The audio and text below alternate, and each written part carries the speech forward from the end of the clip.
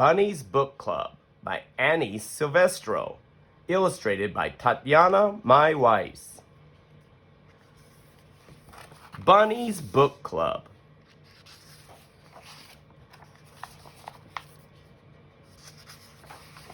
Bunny's Book Club. Bunny loved books. He'd loved them ever since he first heard the lady with the red glasses reading aloud outside the library. As he listened, Bunny imagined himself climbing mountains, captaining a ship, ruling a kingdom. But when summer ended, story time moved back inside. Bunny wasn't sure if animals were allowed in the library, but Bunny was sure he couldn't live without books. Night after night, he could hardly sleep for wishing. He had to do something. So with a flashlight in his paws and hope in his heart, Bunny jumped out of bed and tiptoed through the dark. But when he reached the library door, it was locked. So were the windows. Bunny tried digging, climbing, and yanking. Nothing worked. Until finally, he noticed the book return. The shiny handle was far above his head, but it was no match for a high-hopping bunny hungry for books. Bunny leapt. Pew! He clung to the bar, flung himself over, and wriggled his cotton tail through the slot. He landed inside with a thud. Doom! Bunny's eyes sparkled at the sight of the shelves bursting with books. It was better than a field full of fresh, crunchy carrots. Bunny didn't know where to start. He took a deep breath. It smelled as if he were wrapped inside the pages of his favorite book. He followed his nose to the adventure section.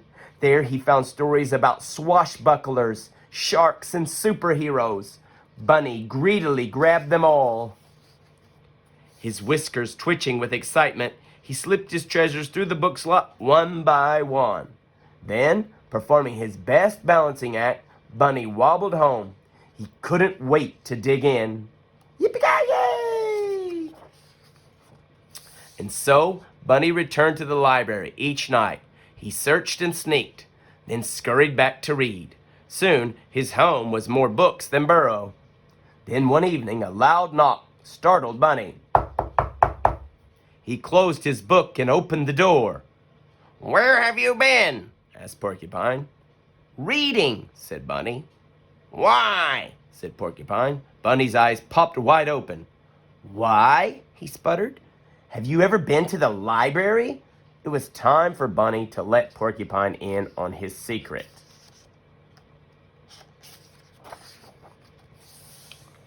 "Are you sure this is a good idea?" said Porcupine.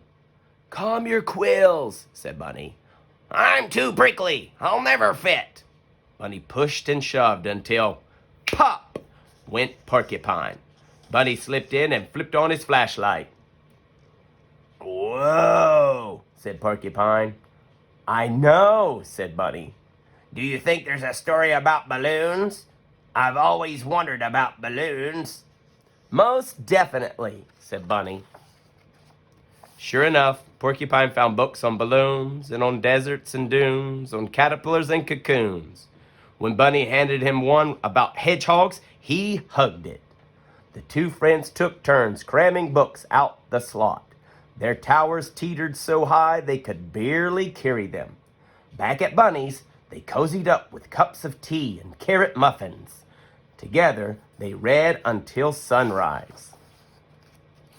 One night, Bear noticed a light on at Bunny's. He opened the door and tripped over a stack of books. "What's going on?" said Bear. "Here," said Bunny, handing him a book. Bear made room and settled in to read. Soon more curious animals began visiting. "Do you have any books about outer space?" said Bird. "Or about volcanoes?" asked Mole. "I'd like a ghost story," said Mouse. "I think it's time for a field trip," said Bunny. One by one, the animals stuffed themselves inside the library. Bear caused a bit of a delay. They scattered about, sniffing the stacks, pawing over pages. Squirrel gathered stories about the circus. Raccoon nabbed one about outlaws and bandits. Frog found a fairy tale. No one heard the key in the front door. No one heard the clack, clack, clacking of footsteps. No one heard the light flick on.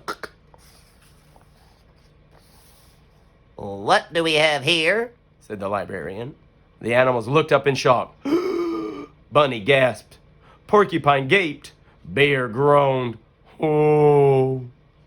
Follow me, She said. The animals marched slowly behind her. We're done for, Whispered Porcupine. All libraries have rules, Said the librarian sternly. Bunny's whiskers trembled. Porcupine's back bristled. Bear eyed the door. Bunny stepped forward to take the blame. The librarian leaned down. The first rule is, every book lover must have one of these, she said. She handed Bunny and his friends shiny new library cards. Now, you may borrow books, she said, smiling, as long as you return them, of course. Bunny couldn't believe his ears. They could keep coming to the library? He beamed at his fellow readers, then bounced to the shelves. He picked the perfect book, and he proudly checked out the very first official selection for Bunny's Book Club. The end.